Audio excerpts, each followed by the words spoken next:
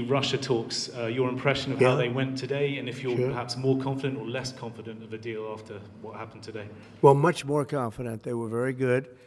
Russia wants to do something. They want to stop the savage barbarianism. I mean, what's going on over there? It's soldiers are being killed by the thousands on a weekly basis. It's ridiculous. As part of a peace deal with Putin, would you be willing to consider removing all American troops from Europe?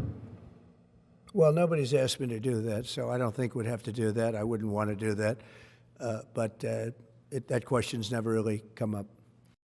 Sir, do you support stationing European peacekeeping troops in Ukraine as part of this peace deal? If they want to do that, that's great. I'm all for it. If they want to do that, I think that'd be fine.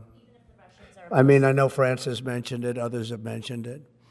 UK has mentioned it. But, if we have a peace deal, I think having troops over there from the standpoint of Europe, we won't have to put any over there because, we're very far away.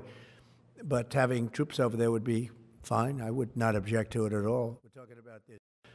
And I'm very disappointed. I hear that, they're upset about not having a seat. Well, they've had a seat for 3 years and a long time before that. This could have been settled very easily. Just a half-baked negotiator could have settled this years ago without the loss of much land, very little land, without the loss of any lives, and without the loss of cities that are just laying on their sides.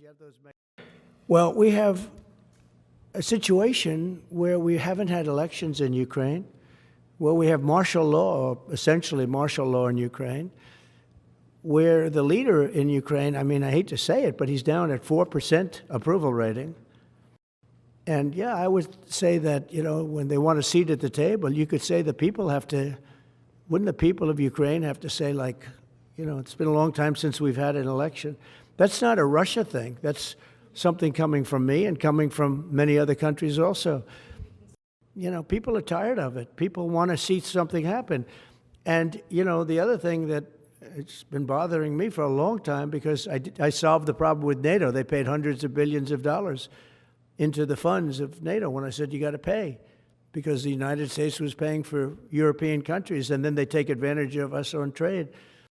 And we have to equalize with Europe, because Europe has given a very much smaller percentage than that. I think Europe has given 100 billion, and we've given, let's say, 300 plus. And it's more important for them than it is for us. We have an ocean in between, and they don't. But where is all the money that's been given? Where is it going? And I've never seen an accounting of it. We give hundreds of billions of dollars. I don't see any accounting. So, President, before the end of the month,